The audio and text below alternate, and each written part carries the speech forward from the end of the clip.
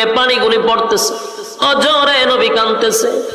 হায় রে, আমার চোখের সামনে আমার চাচা দুনিয়ার থেকে বিদায় হয়ে যাবে, কেমনে গো আমি বরদাস্ত করি। আল্লাহ সাথে সাথে তখন একটা আয়াত নাযিল করছে, ইন্নাকা লা তাহদি মান আহবাবতা ওয়ালাকিন্নাল্লাহা ইয়াহদি মান ইয়াশা। আয়াতে কারিমা নাযিল করে আল্লাহ বলে, নবী গো, আবু তালেব আপনার মহব্বতের চাচা হতে পারে, কলিজার টুকরা চাচা হতে পারে, তাই আপনি চাইলেই আবু তালেবকে হেদায়েত দিতে পারবেন না। আমি আল্লাহ আপনাকে হেদায়েতের দায়িত্ব দেই নাই। বলুন, হেদায়েতের মালিক কে? দুনিয়ার কোন পীর ফকির হেদায়েত দিতে পারবে? নবী রাসূল? পৃথিবীর কোন নবী রাসূলের হাতে আল্লাহ হেদায়েত দেয় না কি? ইন্নাকা লা তাহদি মান আহবাবতা ওয়ালাকিন্নাল্লাহা ইয়াহদি মান ইয়াশা ওয়া হুয়া আ'লামু বিল মুহতাদিন। চোখের পানি আপনি মুছে ফেলুন, আপনার মহব্বতের চাচা হতে পারে গো, কিন্তু আপনি চাইলে আপনার চাচাকে আপনি হেদায়েত দিতে পারবেন না, কারণ আমি হেদায়েতের দায়িত্ব আপনার নবীকে দেই নাই গো নবী। আপনি যতই চেষ্টা করেন, আমি আল্লাহর সিদ্ধান্ত আবু তালেব রে হেদায়েত দিব না। আল্লাহ হেদায়েত দিবে না। রাসূল কান্দে, আল্লাহ আল্লাহ কান্দে লাভ নাই। আপনি যতই কান্দেন, আমি তারা হেদায়েত দিব না। কেন দিবে না? এটা লম্বা আলোচনা, আমার এদিকে যাওয়ার উদ্দেশ্য না। যেটা বুঝাইতে চাচ্ছি, আবু তালেব মারা যাওয়ার পরেই শুরু হইল রাসূলের উপরে নির্যাতন। এতদিন তো সাহাবায়ে কেরামরে মারছে, এতদিন তো সাহাবায়ে কেরামদের উপরে নির্যাতন করছে, আর রাসূলের উপরে টাচ করার সাহস পাইছিল না। আবু তালেব মারা যাওয়ার পরেই খাদিজাতুল কুবরা মারা গেল, আবু তালেবও মারা গেল। সবচেয়ে কষ্টের এই সময়টা রাসূলের। তখন রাসূলকে তারা পাথর মারতে শুরু করলো, রক্তাক্ত করলো আল্লাহর রাসূলকে। গোটা মক্কা নগরীতে যারা কালেমার দাওয়াত গ্রহণ করছে তাদের উপরে নির্যাতন আর নির্যাতন। নবীর শরীর থেকে রক্ত ঝরায়।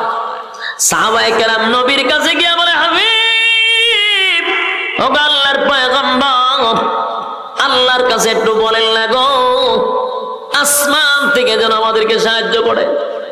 আমরা আর বরদাস্ত করতে পারি না, আর সহ্য করতে পারি না, আর সহ্য করতে পারি না, একটু আল্লাহর কাছে বলেন।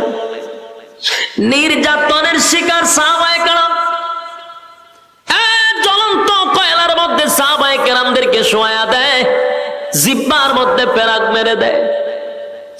একটাই অপরাধ, লা ইলাহা ইল্লাল্লাহর স্লোগান দেওয়ার কারণে জিহ্বার মধ্যে পর্যন্ত পেরাক মেরে দিছে। এত নির্যাতন, নির্যাতনের শিকার যখন হয়ে গেল, তখন আল্লাহ নির্যাতিত মুসলমানদেরকে সান্ত্বনা দেওয়ার জন্য আমার তেলাওয়াতকৃত সূরা বুরুজ নাজিল করে দেয়।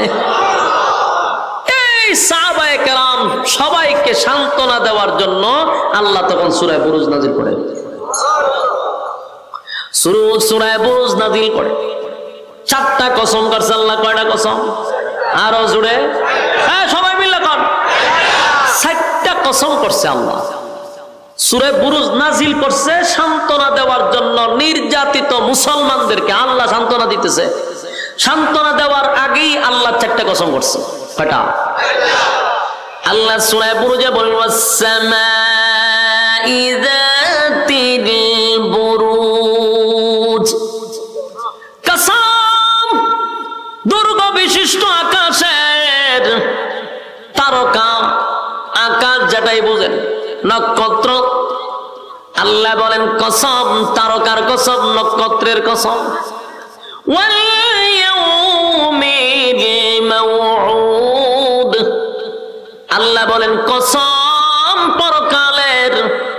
যেদিন আমি আল্লাহ বিচার করব, পুনরায় তোদেরকে আবার জীবিত করব, সেই কিয়ামত দিবসের কসম। ওয়াশাহিদিন ওয়া মাশহুদ, আল্লাহ বলেন জুমার দিনের কসম, আরাফার কসম, এই চারটা কসম আল্লাহ করছে। ওয়াস-সামাই যাতিল বুরুজ ওয়াল ইয়াউমিল মাউউদ ওয়াশাহিদিন ওয়া মাশহুদ। কয়টা কসম? চারটা কসম করছে আল্লাহ। চারটা কসম করে আল্লাহ বলেন কুতিলা আসহাবুল উখদুদ। চারটা কসম করে আল্লাহ যে কথাটা বলছে, এই পয়েন্টটাই আপনাদের স্মরণ রাখতে হবে। যদি আলোচনা শুনতে চান তাহলে সামনে বোঝার জন্য এই পয়েন্টটা খুব জরুরি। চারটা কসম কেন রব্বে কারীম বলেন কুতিলা আসহাবুল উখদুদ, গর্ত খননকারীর উপরে আমি আল্লাহর অভিশাপ। কার উপরে অভিশাপ? গর্ত খননকারীর উপরে আমি আল্লাহর অভিশাপ। বলুন কার উপরে অভিশাপ? গর্ত খননকারীর উপরে আল্লাহর অভিশাপ। এই কথাটা আপনাদের স্মরণ থাকতে হবে। এই এতটুক কথা স্মরণ না রাখলে সামনের আলোচনা বোঝা বড় কঠিন হবে। খুব মনোযোগ দিয়ে শুনবেন। আল্লাহ 4টা কসম কাইরা একজন জালেমকে আল্লাহ অভিশাপ দিছে। গর্ত খননকারী জালেম, আল্লাহ বারবার বলেন গর্ত খননকারীর উপরে আমি আল্লাহর অভিশাপ। 4টা কসম করে বলছে অভিশাপ, কসম অভিশাপ, কসম অভিশাপ, কসম অভিশাপ। গর্ত খননকারী, এই জায়গাত ওয়াজটা রাখেন। এরপরে আসুন এই সূরা নাজিল হইল কেন বলেন? নির্যাতিত মুসলমানদেরকে সান্ত্বনা দেওয়ার জন্য। হেডলাইন মুখস্থ রাখতে হইব। আপনারা আমার আনছেন অভিগঞ্জ থেকে, হত্যিকা গিচ্ছা উনবার লেগে আনছেন নি? গল্প, কাল্পনিক কথা, হ্যাঁ ফিসা উড়া গেছে সাগরে ওই নদী নিপার, ইটা উনবার লেগে নি? খবর ভেঙে আছে, আগুন লেগেছে, ওটা দৌড় মারছে, ইটা উনবার লেগে আনছো? তাহলে একটু মনোযোগ দিয়ে শুনেন। যদি মনোযোগ দেন খুব সহজে বুঝবেন। এই পয়েন্টগুলো ইয়াদ রাখবেন। 4টা কসম করে নির্যাতিত মুসলমানদেরকে সান্ত্বনা দেওয়ার জন্য আল্লাহ সূরা বুরুজ নাজিল করছে। আমি যদি আপনাদেরকে জিজ্ঞাসা করি আল্লাহ সূরা বুরুজ কেন নাজিল করছে, আপনারা বলবেন নির্যাতিত মুসলমানদেরকে সান্ত্বনা দেওয়ার জন্য নাজিল করছে। কসম কয়টা কাটছে? 4টা। 4টা কসম করে অভিশাপ কারা দিল?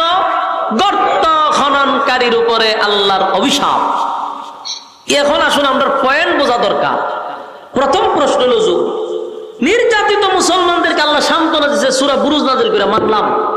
কিন্তু সূরা বুরুজের ভিতরে কি এমন ঘটনা আছে যেই ঘটনা শুনাইয়া সান্ত্বনা দিছে? ঘটনাটা তো জানা দরকার। কথা হইতে যে এমন কি আছে সূরা বুরুজের ভিতরে যেটা শুনাইয়া নির্যাতিত মুসলমানদেরকে আল্লাহ সান্ত্বনা দিল? এই ঘটনাটা তো শোনা দরকার। এই ঘটনাটাও কোনো গল্প নয়, কোনো গিচ্ছা নয়, তাফসীরের ভিতরে এই ঘটনাটা আল্লাহ উল্লেখ করছে। এই ঘটনা কি? রাসূল দুনিয়াতে আসার 90 বছর আগের ঘটনা। রাসূল দুনিয়াতে আসার কত বছর আগের ঘটনা? 90 বছর আগের ঘটনা। এই সময় রাসূল দুনিয়াতে নাই। এই 90 বছর আগের ঘটনাটা আল্লাহ সূরা বুরুজের ভিতরে ঢুকাইয়া তখনকার নির্যাতিত মুসলমানদেরকে সান্ত্বনা দিছে। এখন আপনাদের প্রশ্ন, 90 বছর আগে কি ঘটছিল? ঠিক না? 90 বছর আগে ঘটনাটা কি? 90 বছর আগে একটা ঘটনা ঘটছিল। 90 বছর আগে তখনকার সময়ে একজন জালেম শাসক ছিল। কি ছিল? জালেম শাসক।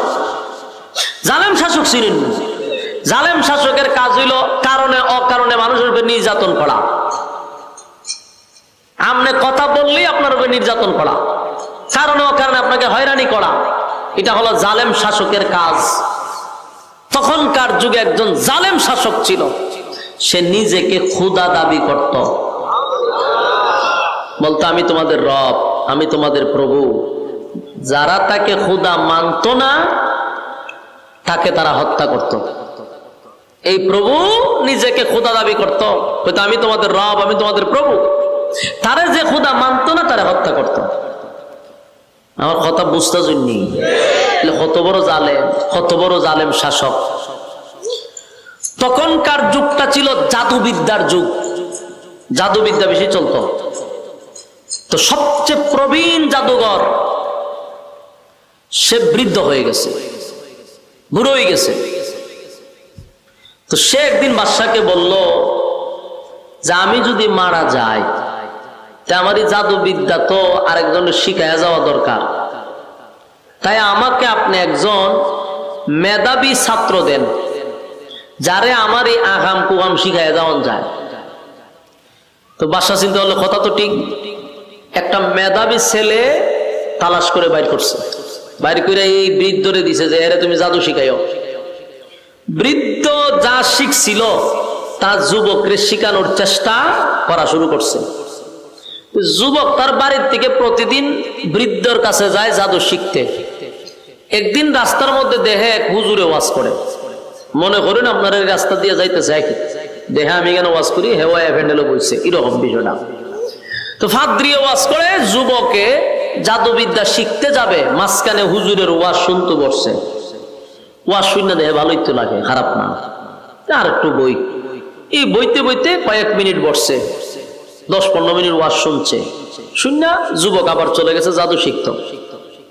তো প্রতিদিন সে জাদুবিদ্যা শিখতে যায় আর দে হুজুরে বইয়ে ওয়াজ করে। আর তারও হুজুরের প্রতি এমন এক আকর্ষণ ঢুকছে, সেও চিন্তা করলে যে না, হুজুরের কথা বড় মজা, আমি একটু শুনি। দেহে হুজুরে ওয়াজ করে একত্ববাদী খুদার। আর তখনকার মানুষ খুদা মানত কারে? এই কয়েকজনে ওয়াজ বুঝতে যায়, আর বাকি সব আমার মুখের ভাই যাই রয়েছে। উত্তর না দিলে বোধ ওয়াজ বুঝুন না, আপনারা ওয়াজ বুঝতে শুননি, 2-1 ভাই যে ওয়াজ বুঝতেছে। বাকি দেশের সব জনগণ খুদা মানত জালেম শাসককে। আর এই যুবক ওয়াজ শুনলো, ফাদ্রিয়ে ওয়াজ করে একত্ববাদী খুদা। যুবকে চিন্তা করছে, কিরে ফাদ্রি দি খুদা আর একজন হয়, আর দেশের সব জনগণ আমরা যে মানি ওই বাদশারে খুদা মানি, হুজুর দেখো খুদা বলে আর একজন আছে।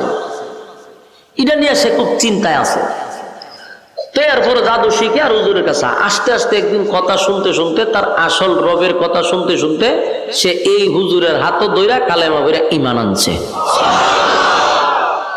ঈমান আনছে, আনার পরে প্রচুর স্টাডি করতে শুরু করলো, গবেষণা শুরু করলো, ভাবতে শুরু করলো।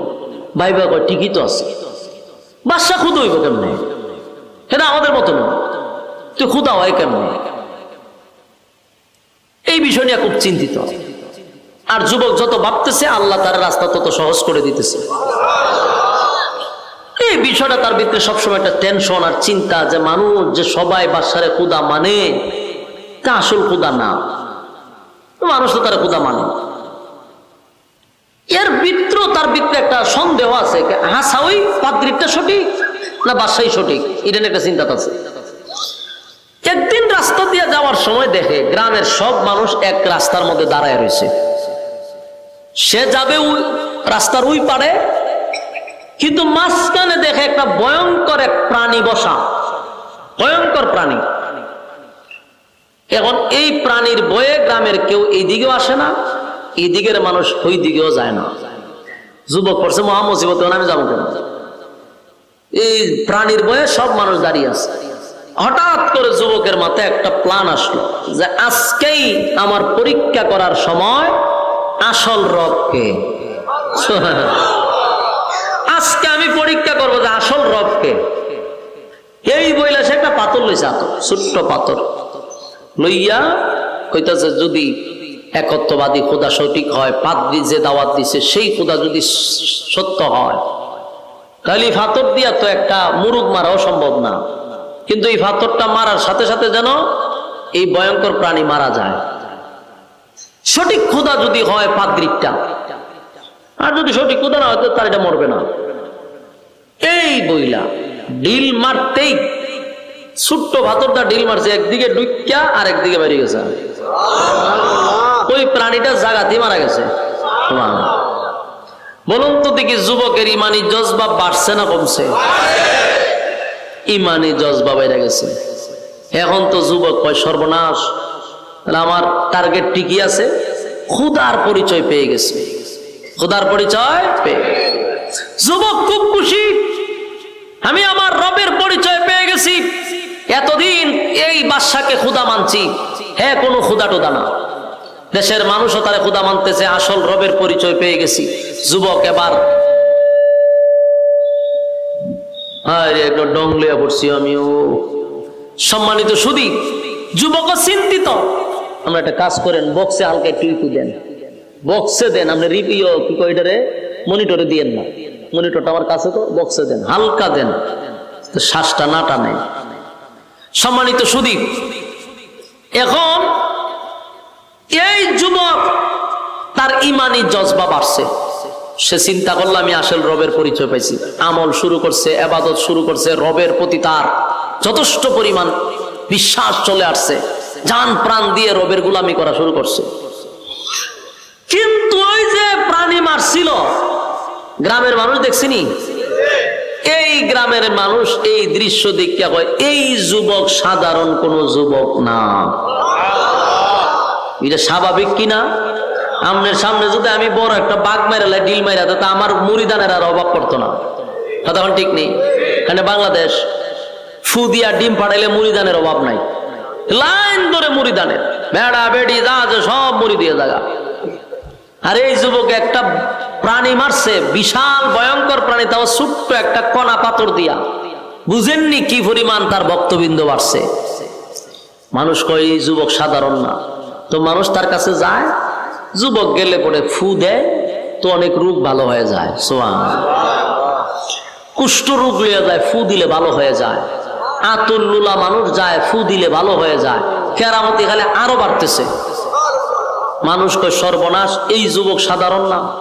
তো এরকম করতে করতে এইগুলা কিন্তু একসময় সইরা যায়, একজনের মুক্তি আরেকজন, একজনের মুক্তি আরেকজন, করতে করতে পার্লামেন্টে এই খবর চলে গেছে। পার্লামেন্টে একজন অন্ধ মন্ত্রী ছিল। কি মন্ত্রী? অন্ধ মন্ত্রী, চোখে দেখতো না। এই অন্ধ মন্ত্রীর খানে গিয়া মেসেজ গেছে যে কই মন্ত্রী সাহেব, সারা জীবন তো আর দুনিয়া দেখছেন না, অন্ধ মানুষ আপনি, আপনার চোখ ভালো হওয়ার একটা মেডিসিন পাইছে। অন্ধ মানুষ যদি উনি চোখ ভালো হইব, তার কত আনন্দ। জিগা কিভাবে? অমুক জায়গায় অমুক একটা যুবক আছে, তার কাছে গেলে আপনার চোখ ভালো হবে। এই মন্ত্রী কথা শুনিয়া যত স্বর্ণ হীরা মণি মুক্তা আছে সব বাস্কর ভিতরে বইরে গেছে যুবকের কাছে গিয়া কয়, যুবক এই বাস্ক খুলো, এটার ভিতরে সব স্বর্ণ আছে। জিগায় কেন? বিনিময়ে চোখ ভালো করে দাও। যুবক কয় চোখ ভালো করার ক্ষমতা তো আমার না, আমি তো চোখ ভালো করতে পারি না। মানুষ বলে তুমি এটা করে দাও সেটা করে দাও, বলে এগুলো তো আমি ভালো করি না, আমার রব ভালো করে। এই কথা শুনিয়া মন্ত্রী মারছে হাসি। জিগায় আপনি হাসেন কা? হয় তুমি যে রবের কথা কইতেছো, আমি তো হারা দিন রবের কাছেই থাকি, চোখ যদি বালা করতো থেকে আর তোমার কাছে আইতাম। ওই অন্ধমন্ত্রী মনে করছে রব মানে বাদশাহ, কারণ দেশের সব মানুষ তো তার রবই মানে। মন্ত্রী কয় আমি হারা দিন তাহি এর কাছে, এ কি এর খুদা আমি বুঝি টুঝি না, এতে কি চোখ বালা করতো? আজ এর কথা। যুবকে কয় আপনি যেই বাদশার কথা বলতেছেন সে তো খুদা হওয়ার কোন যোগ্যতা রাখে না, খুদা হওয়ার কোন যোগ্যতা তার নাই। মন্ত্রী কয় তার মানে তুমি কি বাদশাকে খুদা মানো না? বলে না। এর পরিণাম তো ভালো হবে না, বলে জানি মৃত্যুদণ্ড হবে, আমি আমার আসল রবের জন্য জীবন দিতেও প্রস্তুত। মন্ত্রীর কাছে বলতেছে যে সে কোনদিন খুদা হতে পারে না, সে একটা জালেম শাসক, তাকে যে খুদা মানে না তাকে সে হত্যা করে, সে আবার খুদা হয় কেমনে? তখন বলতেছে বাবারে এই ফেসা আমার ভালো লাভ নাই, তুমি আমার চোখ বালা করে তো আমি জায়গা। যুবক কইতে চোখ তো আমি বালা করি না, তো তোমার রব রে কেউ চোখ বালা করে দিত? হয় আমার রব তেমনি ভালো করে না। তো কেমনে ভালো করে? আপনি কালেমা পইরা আগে রবের উপরে ইমান আনতেই। ইমান যদি আনেন আমি আমার রবের কাছে একটু রিকোয়েস্ট করতে পারি, আমার রবের দয়া মায়া হইলে আপনারা ভালো করে দিব। মন্ত্রী চিন্তা করলো দুনিয়া তো কিরম দেখছি না, এখন চোখ তো আমার দরকার। ঠিক আছে, কালেমা পড়লাম, কালেমা পড়ছে, ঈমান আনছে, যুবক এবার আল্লাহর কাছে হাত তুললে কান্না শুরু করছে, আল্লাহ মন্ত্রীর চোখ বালা করে দিছে। এখন তো মন্ত্রীদের ছবি দেখে, ঘটনা কি তারই ছবি দেখা যায়, পৃথিবী এত সুন্দর, মানুষ এত সুন্দর, জীবনে দেখছে না, আপনারা কি করতে পারে এটা তো আপনারা বুঝি নেই। একের এক জায়গা খালি থাকবো নি, দৌড়াদৌড়ি করবো, ঠেলা মারবো, খামসা মারবো, মানুষের দূরে সিমটি মারে, খামসা মারে, ঠেলা মারে, ধাক্কা মারে, লাইটও গিয়ে দৌড়ালায়, কারেন্টও দৌড়ালায়, জীবনে দেখছে না, ঠিক নেই। মন্ত্রী তখন আর এক জায়গাত নাই। সেইগুলা করতে করতে একদিন পার্লামেন্টে গেছে। অন্ধ মানুষ যারা দেখবেন, এরা দাঁড়ানোর সিস্টেম ভিন্ন, এদের হাঁটার সিস্টেম ভিন্ন। এবার এক জায়গায় দাঁড়ায় থাকলে এইরকম ভাবে দাঁড়ায় থাকে, ঠিক নেই, আজকাতে এমনি তা করে এমনি দাঁড়ায় থাকে, এক জাতি ভাবে দাঁড়ায়, দেখা হইয়াই ভাবে দাঁড়ায়। দাঁড়ানি সিস্টেম তার এইরকমই ছিল। এখন তো তার চোখ ভালো হয়েছে, এখন তার দাঁড়ানি সিস্টেম হইলো আমাদের মতো। বাদশা দূর থেকে এটা ফলো করছে যে এত অন্ধ আছে, তুই এক জায়গা চুপ করে দাঁড়াইত, এটি এখন খালি খুব চঞ্চল, হেই কেন যায়, হে কেন লারা মারে, কেন টেক্কা মারে, ঘটনা কিটা? মন বাদশা ডাক দেখ, ওইদিকে আয়, ঠিকই চোখে দেখস, দেখি তো, হ্যাঁ কেমনে দেখস, হ্যাঁ চোখে দেখতে না, বলে আমার রব বালা করছে, রব বালা করছে কইছে পড়ে। বাদশায় খুশির চোটে ডিজে গানের আয়োজন করছে, ডিজে গান লাগা, কে রে? হ্যাঁ আমি যে ভালো করছি এটা তো আরো জোরে খাওয়া দরকার, তুই যে আমার আগে হইতে তাহলে বিশাল আয়োজন করতাম। আমি যে ভালো করছি তুই পার্লামেন্টে কইছস, আমার কলিজা ঠান্ডা হয়ে যাগা। মন্ত্রী কয় তুই কি আসলেই খোদা? পার্লামেন্টের সামনে কয়, হ্যাঁ তুই কি আসলেই খোদা? তুই তো আস্তে একটা হুদা, তুই কি এর খোদা? তুই যদি খোদা হইতি আমার চোখ বালা করে দিত। হ্যাঁ মানুষের কাছ থেকে জোর করে খোদাই আদায় করে নিছস। আমি অন্ধ ছিলাম এতদিন, তুই যদি খোদা হইতে আমার চোখ বালা করে দিতি। আমাকে যে চোখ বালা করেছে উনি হলেন আমাদের স্রষ্টা।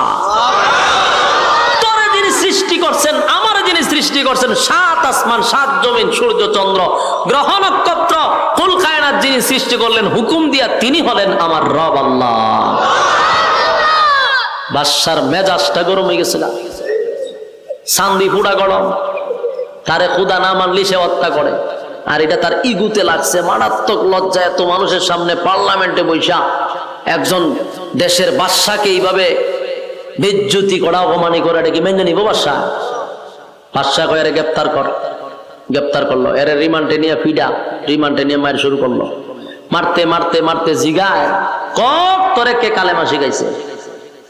ফিডার ছোটে হয় আমারে যুবকে শিখাইছে, যুবকরে গ্রেপ্তার করে আনছে, আইনা যুবকরে ফিডা শুরু করছে।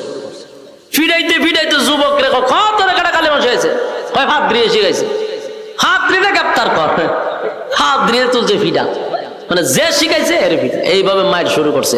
কারণ আমি আগেই বলছি সে কি জালেম শাসক, সে কি শাসক? জালেম শাসক। তিনজনকে ফিডাইতে ফিডাইতে লাস্টে কয়, তিনজনে তো ইচ্ছা মতো ফিডাইছি, এখন ক তোরা রবকে? তিনজনের কয় রব হলেন আল্লাহ, যিনি আমাদেরকে সৃষ্টি করছেন। বাদশা কিরে এত ফিডা গেল কো? এমন হইতো না। মন্ত্রীর মাথার উপরে একটা করাত রাখছে, করাত চিনুন না আপনারা? বুলার মানুষ গাছ দেখানে এই করাত মাথার উপরে রাখছে। রাখতে কয় মন্ত্রী, যদি তুই আমাকে রব বলে স্বীকার করস ছেড়ে দিব, আর যদি স্বীকার না করস করাত দিয়া মাঝখান দিয়া দুই ভাগ করব। কিতা বুঝলেন? আমরা এখানে যারা বসা, আমি বক্তা সহ, আমরা মাথার যদি একটা খরাত রেখে হয় আমরা একটা টান দিব, আমরা ইমান থাকবো নি? ডাইরেক্ট আমার 14 গোষ্ঠী হিন্দু আছেন, জয় শ্রীরাম হয়ে দূর শুরু করবো। ইমান ইগানই শেষ, আমরার যে তালের ইমান।